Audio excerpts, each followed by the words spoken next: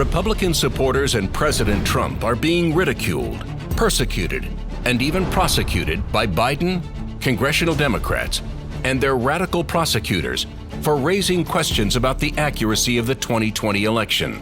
This may be one of the most hypocritical acts in history, considering the Democrats have violently claimed that the last 3 Republican presidential wins were stolen, rigged, and illegitimate. And it was the Democrats who tried to stop the certification of a Republican president. We start with the 2000 election, where Democrats claimed it was Gore, not Bush, who won, and that the Republicans and their Supreme Court stole the election. Bush versus Gore. A court took away a presidency. If Al Gore won that election, I think he won it anyway. No doubt in my mind that Al Gore was elected president. Speaking to a Democratic group in Chicago Tuesday, he made it clear he thinks Al Gore was the winner. By the time it was over, our candidate had won the popular vote, and the only way they could win the election was to stop the voting in Florida. What I observed as a voter, as a citizen of Illinois 4 years ago, were troubling evidence of the fact that not every vote was being counted. The Supreme Court selected George W. Bush as the president. He was not elected. Katherine Harris, Jeb Bush, Jim Baker, and the Supreme Court hadn't tampered with the results, Al Gore would be president. There is overwhelming evidence that George W. Bush did not win this election. I don't think that George W. Bush won the election in 2000 against Al Gore, because I think he probably lost Florida and also the nationwide.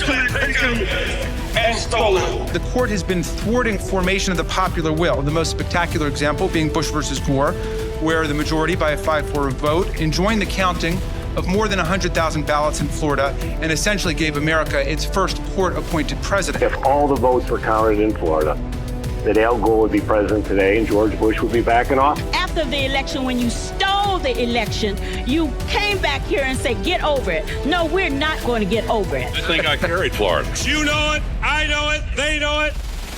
Democrat members of Congress also refused to participate in the official certification of the election.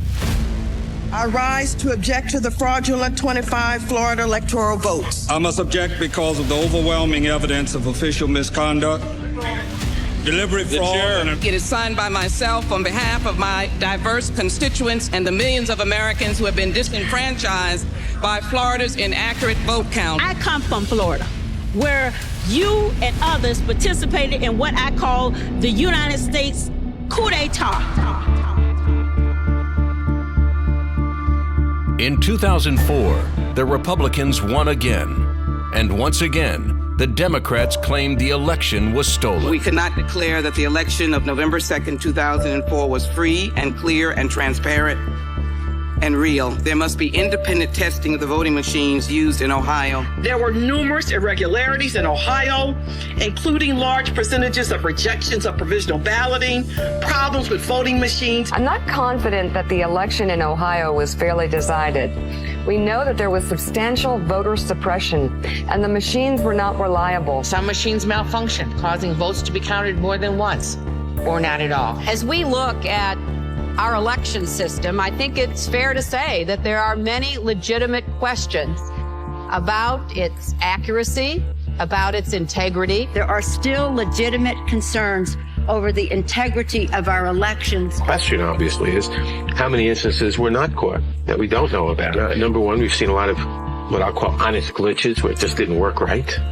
But also that these machines are hackable. A dishonest employee of the vendor, or a dishonest employee of a local board of elections, or simply someone who knows electronics and has a computer at home, could hack into these machines and put in a secret instruction to disregard every 20th Democratic vote or add 10% to the carrier, to the Bush vote or whatever, and you might not ever know it. Treating today's electoral vote count in Congress as a meaningless ritual would be an insult to our democracy unless we registered our own protest against the obviously flawed voting process that took place in so many of our states. Voters who wish to cast a vote for president or vice president can't approach the polls with certainty that their vote will be counted. Based upon an inordinate number of allegations suggesting gross voting rights violations and misconduct, I join with my colleagues in objecting to counting the state of Ohio's electoral votes. Among the Democrats who claimed the 2004 election was stolen was Democrat nominee John Kerry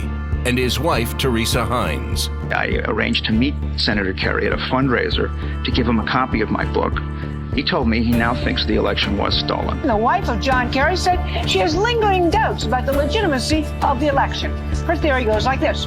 Two brothers, she calls hard right Republicans, own 80% of the voting machines in the U.S. Therefore, it would be easy to hack into the mother machines that control the electronic voting. In 2016, when President Trump was declared the winner on election night, the Democrats moved quickly to call the election stolen and illegitimate, including President Trump's opponent, Hillary Clinton.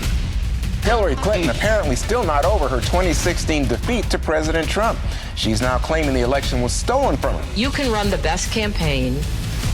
You can even become the nominee.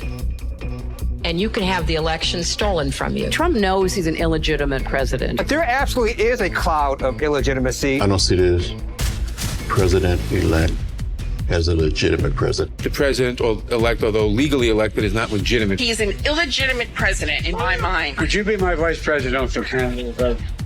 Folks, look, I absolutely agree. So that legitimacy is in question, yes. I have an objection. There was a widespread understanding that this election was not on the level. Some Democrats continued to promote the totally false narrative that President Trump had somehow conspired with the Russians.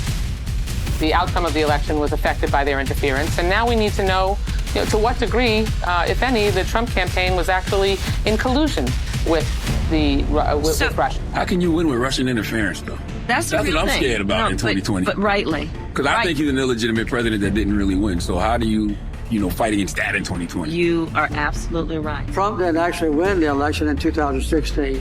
He lost the election, and he was put into office because the Russians interfered. You said you believe that Russia's interference altered the outcome of the election.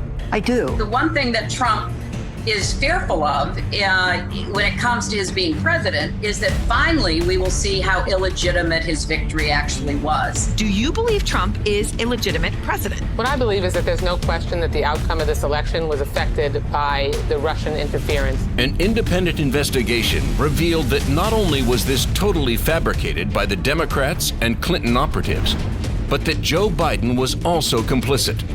The Democrats have also accused Republicans of stealing many other elections, including in Georgia. The very same place tainted Democrat Georgia prosecutor Fani Willis is now unfairly prosecuting President Trump for suggesting there was voter fraud. I acknowledge that former Secretary of State Brian Kemp will be certified as the victor in the 2018 gubernatorial election. This is not a speech of concession. And despite the final tally and the inauguration and the situation we find ourselves in, I do have one very affirmative statement to make. We won. Without voter suppression, Stacey Abrams would be the governor of Georgia. Andrew Gillum is the governor of Florida. If Stacey Abrams doesn't win in Georgia, they stole it. It's clear. I think that Stacey Abrams' election is being stolen from her. If she'd had a fair election, she already would have won. Georgia voters did not have their votes counted. They were not allowed to cast votes.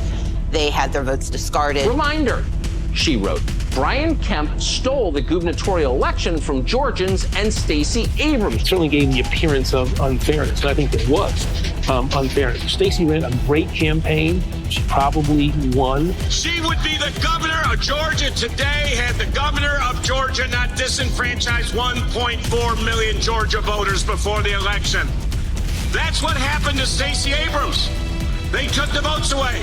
Notably, did not concede. Okay, you acknowledged that he won, but you did not concede. Correct. 5 months later, do you still feel like your opponent won through voter suppression? Yes.